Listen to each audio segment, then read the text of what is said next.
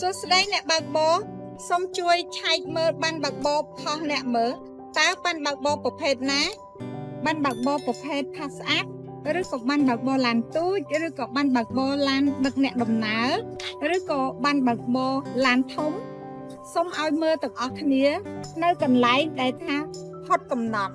បើករណីអ្នកផុតកំណត់ត្រូវតែស្រោតយកមកបដូរព្រោះអី